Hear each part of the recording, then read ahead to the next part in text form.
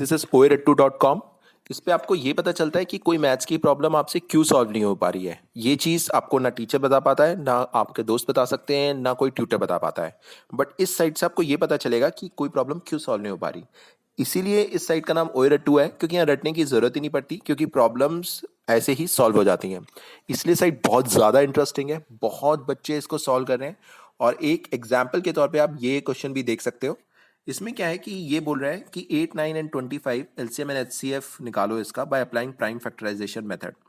अब ये साइट क्या करती है, ये छोटे छोटे पार्ट्स में क्वेश्चन को डिवाइड कर देती है और आपको वो क्वेश्चन करते हो उससे आपको पता चलता है मेरे को कौन सा पार्ट नहीं आ रहा था। तो सबसे पहले इसमें आपको ये पता होना चाहिए प्राइम फैक्टराइजेशन क्या होता है। अगर आपको ये नहीं पता, जैसे इसमें एग्जांपल के तौर पे बताया है 12 का प्राइम फैक्टराइजेशन कैसे करेंगे, तो अगर आप एकदम क्लियर हो प्राइम फैक्टराइजेशन क्या होता है तो आप सही पकड़ लोगे। और अगर नहीं पकड़ पाए तो इस क्वेश्चन से आपको समझ में आ जाएगा प्राइम फैक्टराइजेशन क्या होता है। उसके बाद आपको एक बार ये पता चल गया प्राइम फैक्टराइजेशन क्या होता है, उसके बाद आपको ये जो तीन नंबर्स हैं 8, 9, 25 तीनों का आपको प्राइम फैक्टराइजेशन निकालना होगा। तो पहले जैसे आपको 8 का प्राइम फैक्टराइजेशन पूछा है, इसके बाद आपसे 9 का प्राइम फैक्टराइजेशन पूछेंगे, फिर ये जैसे 9 का प्राइम फैक्टराइजेशन पूछा, फिर 25 का पूछेंगे। अब हो सकता है कोई बच्चा 8 का निकाल ले, 9 का निकाल ले, बट 25 का ना निकाल पाए, तो उसे पता चल जाएगा यार मेरे को वैसे तो प्रॉब्लम आती थी बट मुझे 25 का नहीं आता था और वो मेरे से गड़बड़ हो गई, इसलिए मेरे से सॉल्व नहीं हो पाई प्रॉब्लम। बट इसका मतलब ये नहीं कि मुझे मैथ्स आती नहीं है, मुझसे प्रॉब्लम सॉल्व होती नहीं है। एक बार आपका 8, 9 एंड 25 तीनों का प्राइम फैक्टराइजेशन निकल गए, उसके बाद आपसे आपसे ये आपको निकालना होगा एचसीएफ। अब एचसीएफ कैसे निकालते हैं अगर प्राइम फैक्टराइजेशन निकल गया है, तो ये आपको क्लियर होना चाहिए, इसमें आपको एचसीएफ के बारे में थोड़ा पता होना चाहिए। तो वही यहाँ पर टेस्ट हो गया है कि आपको पता भी है कि एचसीएफ का कैसे निकालते हैं इसमें।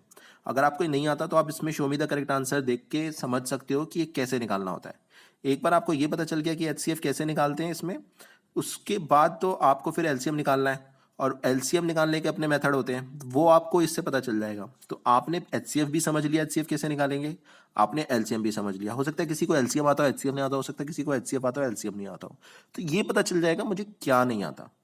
और फाइनली आपसे आंसर पूछा जाएगा यार इस प्रॉब्लम का फाइनली आंसर क्या है, जिससे क्लोज हो जाए एचसीएफ का एलसीएम का आंसर क्या है। तो हमने देखा इसमें ना मेन चीज जो है वो ये कि आप इस साइट के थ्रू ये पता कर सकते हो कि कौन सी चीज आपको नहीं आती। और कई बार सिली मिस्टेक्स हो जाती हैं, जैसे 25 का प्राइम फैक्टराइजेशन गलत निकाल दिया, तो वो आपको पता चल जाएगा यार ये मेरी तो सिली मिस्टेक हो गई थी इसलिए मुझे नहीं आता, अदरवाइज तो मुझे ये प्रॉब्लम बहुत अच्छे से आती है। इसी तरह से आप इस साइट पे और चैप्टर्स भी हैं, उन चैप्टर्स पे क्वेश्चन सॉल्व करके देखो और आपको पता चलेगा आपको क्या आता है क्या नहीं आता, कहाँ आपकी वीकनेस है, और वो आप एक बार समझ लोगे तो आपसे सारी प्रॉब्लम सॉल्व होने लग जाएंगे। It's as simple as that, और बहुत लोगों को ये बहुत ज्यादा पसंद आ रहा है।